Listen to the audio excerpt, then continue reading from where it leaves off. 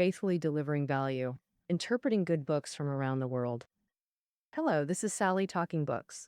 As everyone knows, ancient China was a predominantly agricultural society. People were deeply attached to their land and paid special attention to their family origins. At a simpler level, there are oral traditions. At a more formal level, there's the power of family organizations, compiling family genealogies. Where do I come from? Where are you from? It can be said that this is a common intellectual curiosity among us Chinese people. Today, I'm going to introduce this book, The Endless Big Locust Tree, a legend about Chinese ancestors. Its author is Professor Zhao Shiyu from the Department of History at Peking University. Well, what is the Big Locust Tree? It is a folk legend that has long been passed down in Shanxi and throughout North China. According to genealogical records from Hebei, Henan, Shandong, and other places, the clans living in North China, their ancestors were mostly from the late Yuan to early Ming Dynasty period, migrated from the Big Locust Tree in Hongtong, Shanxi. So, what exactly is the content of such a legend? Why does this legend have such tenacious vitality that it has been passed down for over 600 years? And why do scholars value it so much? This is what this book aims to tell. Next, let's first look at what the immigration legends of the Big Locust Tree in Hongtong, Shanxi are all about. There's a Shanxi folk song that sings, "If you ask where my hometown is, what is the ancestral home at the Big Locust Tree in Hongtong, Shanxi called?" Under the Big Locust Tree, there's the old gourd nest. Chinese people, deeply attached to their land, always have an infinite nostalgia for their departed homeland. So, after leaving the Big Locust Tree, people still fondly remember this place, but questions arise: what exactly prompted these people to leave from here and scatter throughout North China? Since these stories didn't come from official sources, there isn't just one version of the whole story. Regarding the reasons for immigration, there are three different versions: Hu Dahai's revenge, Yan Wang sweeping the steel, Shanxi, and Huiqing Prefecture. As for the process of immigration, there are different versions, like beating the buttocks, dividing the family, toenails, repeated punishments, backhanded, relieving, and so on. First, let's look at the three versions of migration reasons. The first story is Hu Dahai's revenge. It tells that in the late Yuan dynasty, there was a man named Hu Dahai who begged for food in Henan and was insulted by locals. From then on, he swore to one day avenge this great humiliation. Later, he joined Zhu Yuanzhang's army and repeatedly achieved remarkable feats. When receiving his reward, Hu Dahai asked Zhu Yuanzhang for permission to take revenge in Henan. Zhu Yuanzhang agreed to let him kill within the range of one arrow shot.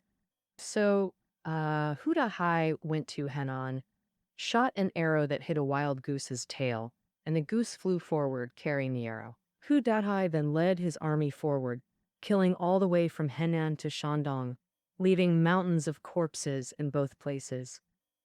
Zhu Yuanzhang later had to order migration from the Big Locust Tree in Shanxi to the depopulated areas of Henan and Shandong. The second story is Yan Wang sweeping the stele. It tells that during Ming Dynasty, red insects plagued Hebei, Henan, and Shandong, devouring all people, hence the migration from Hongtong's Big Locust Tree. Curiously, does red insect here mean actual red bugs? Could such red insects really have eaten all the people? Actually, that's not what happened. This legend refers to the story of Yan Wang sweeping the stele, Yan Wang being Zhu Di.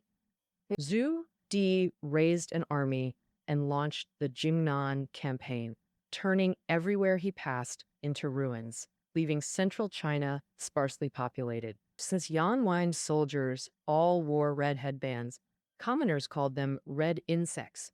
And since red insects also meant plague, folktales emerged about them devouring people.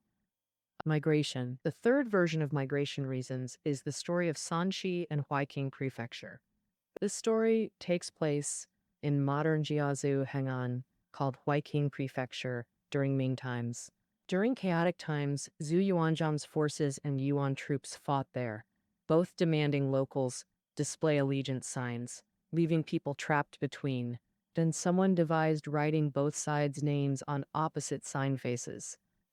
This way, whichever side attacked, they just flipped the sign. That Zhu Yuanzhang's side discovered this and, in rage, slaughtered all Huiqing residents. After ascending the throne, Zhu Yuanzhang ordered migration from populous Hongtong County to repopulate Huiqing. These roughly constitute the three migration reason versions. They reflect how late Yuan or early Ming wars turned vast areas desolate, forcing governments to repopulate through migration. The Yellow River Plains became barren wastelands, main immigration destinations, while Shanxi became the primary immigration source. But official documents and histories, written for classical Chinese literate elites, were abstract. Commoners adapted by creating vivid, even terrifying tales they could understand and remember. All right, now that we've covered the reasons for migration, let's see what the migration process was like. This led to different versions of legends, like the story of beating the pot ox and dividing the family, which tells how Shanxi residents were unwilling to leave their homeland. The authorities ordered that anyone unwilling to migrate must gather under the old locust tree in Hongtong County within 3 days, so people rushed there together. Once everyone gathered, the soldiers surrounded them and forced them to migrate. Among them, there was a family with 5 brothers surnamed Miao. Reluctant to part, they broke an iron pot into 5 pieces, each taking one as a token for future generations to recognize relatives. This event is called beating the pot ox. Another widely spread legend about the migration process: after luring people to gather under the big locust tree, soldiers forced them to register. For each person registered, they would cut a mark on the immigrant's toenail with a knife to prevent them from escaping. It's said that today, descendants of immigrants have split toenails because they were cut once. After registration, to prevent escape, soldiers bound their hands behind their backs and marched them off. Immigrants' arms were tied for so long that they got used to it. Even after being untied, they habitually walked with hands behind their backs. Their descendants also inherited this habit, and during the long journey, whenever someone needed to relieve themselves, they'd report to the soldiers, "Master, please let me relieve myself." With frequent requests like, "I need to urinate," the verbal request became simpler over time. Later, just saying, "Master, I relieve myself," was understood to mean urination. So jisho became a euphemism for urination. Thus, migration at that time was either coerced by the authorities or deceived by them. These painful migration experiences were not cared about in official histories, even actively forgotten. But among the people, this part of history was passed down through generations, eventually becoming an important collective memory. Shared by the descendants of immigrants, the content of the legends themselves is now basically summarized.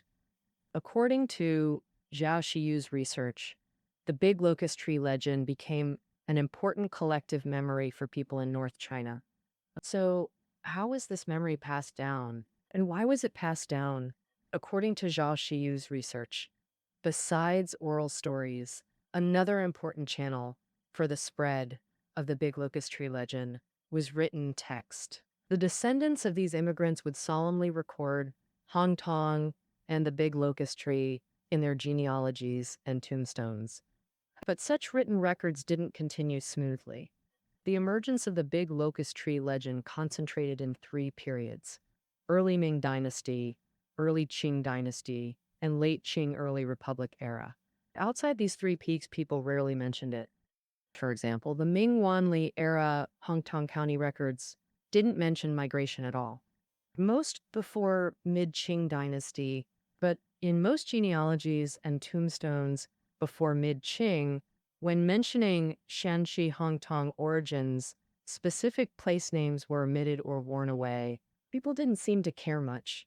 So, what made this history suddenly important at certain times? One crucial word here is identity. The author believes the Hongtong big locust tree legend is closely tied to social group identity. The legend first emerged in early Ming Dynasty because immigrant communities desperately needed mutual recognition. It provided security. Sharing common experiences and hardships made communal living much easier. Early Ming implemented the Waisuo military household system. The Waisuo system was Ming's primary military institution during early mid-period. Under this system, soldiers were drafted from household registries. To prevent desertion, soldiers were often stationed far from hometowns, causing frequent population movement.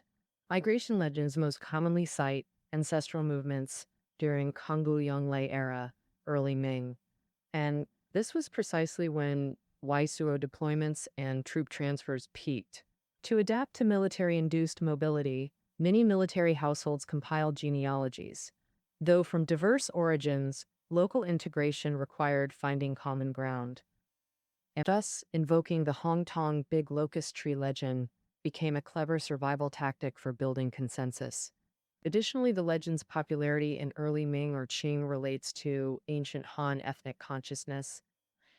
After Song Dynasty, northern China faced repeated nomadic conquests. Unlike mountainous south, the vast North China plain facilitated population movement. Han Chinese and ancient ethnic minorities like the Jurchens and Mongols lived together in large numbers. The early Ming and early Qing dynasties were times of particularly intense ethnic conflicts. How do we build ethnic identity? The Han Chinese group at that time found a solution: a shared historical memory. A legend of the big locust tree in Hongtong was brought up again. A village or a family just needed to bear this mark. The mark of the big locust tree in Hongtong completed the identity recognition of Han Chinese in the Central Plains. Then, by the late Qing and early Republic era, why did the migration history of the big locust tree in Hongtong become favored again in local chronicles and family genealogies? Because during this time, China was at risk of perishing. Elites who adopted modern nation-state ideas wanted China to unite instead of being fragmented, so they re-examined the big locust tree legend to turn it into a national symbol. Thus, the story of the big locust tree reached a new peak in genealogies, tombstones, and even new books and newspapers. Okay, that's all for introducing the content of this book.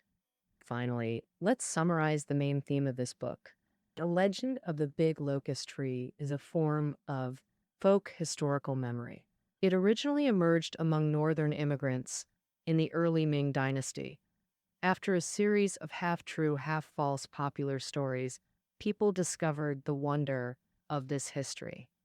When we place this story in a broader historical context, you'll find that it served as a cultural tool for regional identity, ethnic identity, and national identity under different conditions.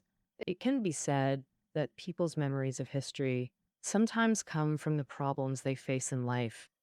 The author believes that the place name Big Locust Tree doesn't actually need to be directly related to it. The big locust tree has become a common symbol for immigrant groups from countless different places. Okay, that wraps up our interpretation of the endless big locust tree.